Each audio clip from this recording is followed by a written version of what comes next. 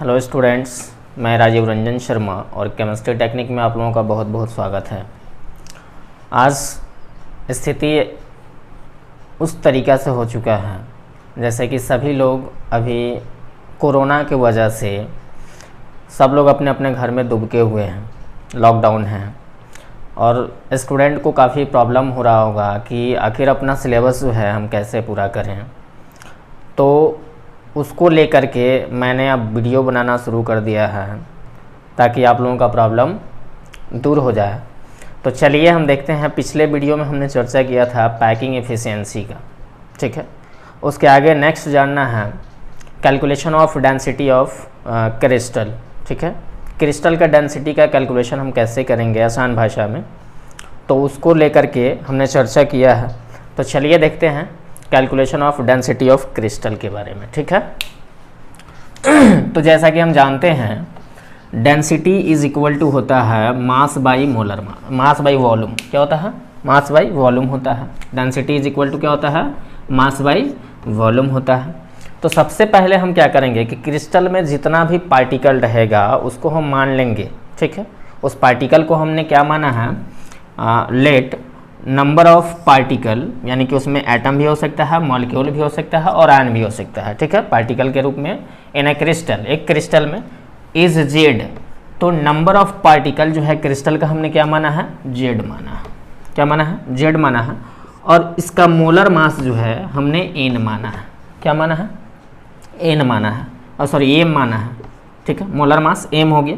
तो नाउ हम जानते हैं कि जब भी हम वन पार्टिकल का यदि मास निकालते हैं, ठीक है, तो उसमें टोटल पार्टिकल से हमको डिवाइड करना पड़ता है। एवोगाड्रोस नंबर आप लोग पढ़े होंगे फर्स्ट ईयर में, तो आप लोगों को याद होगा कि कोई भी आप एलिमेंट ले लीजिए, जैसे कि मैग्नीशियम है, तो मैग्नीशियम का मोलर मास होता है 24। तो 24 ग्राम में पार्टिकल्स की संख्या कितनी होती है? इसका मोलर मास है, मैग्नीशियम का मोलर मास 24 होता है, तो 6.022 × 10⁻23 पार्टिकल्स होता है 24 ग्राम में, ठीक है। तो उस तरीक़ा से मोलर मास के बारे में हमने एम माना है। तो मास ऑफ वन पार्टिकल यदि हम निकालते हैं तो टोटल मास में हम क्या करेंगे कि 6.022 × 10⁻23 से जो है हम डिवाइड कर देंगे। आप इसको एन से भी डिनोट कर सकते हैं, एवोगाड्रोस नंबर है तो एन से भी हम इसको डिनोट कर सकते हैं, m/n कर सकते हैं, ठीक है। उसके बाद यदि हम टोटल मास ऑफ क्रिस्टल निकालते हैं, टोटल मास, तो जितना क्रिस्टल में पार्टिकल उपस्थित रहेगा उतना पार्टिकल से हम क्या करेंगे? उसमें गुना कर देंगे।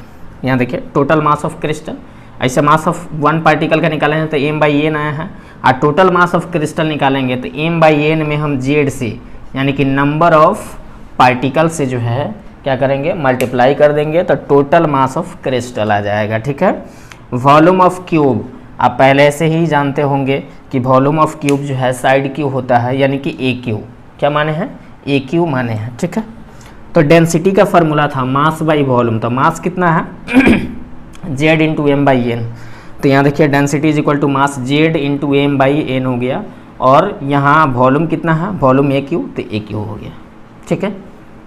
इस तरीक़े से then Z is equal to density is equal to Z into m/a³ into 6.022 n का वैल्यू यहाँ पुट कर दिए हैं। उसके बाद एक चीज़ हम आपको बता दें कि 1/6.022 इंटू 10⁻23 का वैल्यू होता है, कैलकुलेशन कीजिएगा तो आएगा 1.66 इंटू 10⁻⁻24। हालांकि ये आएगा इतना 0.166 इंटू 10⁻23, तो इसको हम लिख सकते हैं 1.66 इंटू 10⁻⁻24 लिख सकते हैं, ठीक है। तो वही हमने यहाँ पुट किया। अब आपको करना क्या है? तो ये आपका फार्मूला मेन हो गया, मेन फार्मूला हो गया।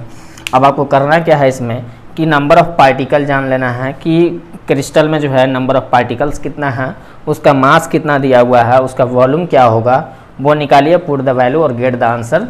आप इस डेंसिटी के फार्मूला से आप निकाल सकते हैं आसानी से। तो चलिए इसके लिए हम आगे देखते हैं। तो चलिए डेंसिटी निकाल के देखते हैं अभी कि डेंसिटी जो है कैसे निकलेगा। तो मेरे पास क्वेश्चन है a face centred cubic unit cell, यानी कि मान लेते हैं कि एक एफसीसी यूनिट सेल है, एलिमेंट जिसका एटॉमिक मास कितना है? 60 ग्राम है, has a cell edge of 400 pm, उसका एज लेंथ जो है वह 400 पिकोमीटर दिया हुआ है। तो व्हाट इज इट्स डेंसिटी, इसका डेंसिटी पूछ रहा है, तो इसका डेंसिटी कैसे निकालेंगे। तो सबसे पहले देखिए जो दिया रहता है उसको पहले हम लिख लेते हैं, ठीक है। उसको लिखने के बाद जो है तब हम आगे का कैलकुलेशन करते हैं। तो चलिए पहले जो दिया है उसको लिख लेते हैं। यहाँ मास दिया हुआ है, तो m इज इक्वल टू 60 ग्राम, ठीक है। जेड, अब फार्मूला में जेड भी आता है, तो एफसीसी यूनिट सेल के लिए टोटल पॉइंटों की संख्या कितनी होती है उसको समझने के लिए हमने यहाँ यूनिट सेल बनाया है, एफसीसी यूनिट सेल। यहाँ देखिए कॉर्नर, प्रत्येक कॉर्नर पे पॉइंट अरेंज है, ठीक है। उसके बाद फेस पर भी अरेंज है। तो कॉर्नर पॉइंट यदि हम निकालते हैं तो कॉर्नर पॉइंट 8 होता है, ऊपर 4 नीचे 4, 8 हुआ। तो 8 को कॉर्नर पॉइंट होता है, इसका कंट्रीब्यूशन होता है 1/8। क्या होता है? 1/8 होता है। हमने पिछले वीडियो में चर्चा किया है, तो उसको आप देख सकते हैं। तो इसका कंट्रीब्यूशन जो है 1/8 होता है, तो 8 × 1/8 इज इक्वल टू 1 आया कट के, ठीक है। अगर एफसीसी पॉइंट निकालते हैं यानी फेस पॉइंट निकालते हैं तो फेस पॉइंट 6 होता है, और इसका कंट्रीब्यूशन जो होता है एफसीसी यूनिट सेल के लिए या फेस पॉइंट के लिए 1/2 होता है। इसका आप कैलकुलेशन कीजिएगा तो कट के आएगा 3। तो टोटल नंबर ऑफ पॉइंट्स कितना आया? 4। तो हम यहाँ जेड जो है कितना मानेंगे? 4 मानेंगे। कितना मानेंगे? 4 मानेंगे, ठीक है। ये मास हो गया, ये आपका नंबर ऑफ पॉइंट्स हो गया यूनिट सेल में। उसके बाद आपका एज लेंथ यानी सेल एज कहिए या एज लेंथ कहिए, ए इज इक्वल टू कितना दिया है? 400 pm। कितना दिया है? 400 pm। तो पिको का वैल्यू होता है 10 के पावर -12 मीटर, ठीक है। पिको का वैल्यू होता है 10 के पावर -12। तो हमने यहाँ पिको का वैल्यू 10 के पावर -12 लिखा हुआ है, ठीक है। इसका कैलकुलेशन कीजिएगा, इसको मीटर को सेंटीमीटर में चेंज कीजिएगा तो आपको 100 से मल्टीप्लाई करना होगा। तो यहाँ हमने मल्टीप्लाई किया है, तो 400 × 10 के पावर -10 सेंटीमीटर आया है।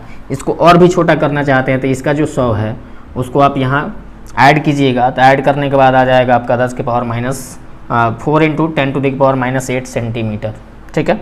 बाकी फार्मूला हम जानते हैं, डेंसिटी इज इक्वल टू होता है जेड × m × 1.66 × 10⁻24/AQ होता है।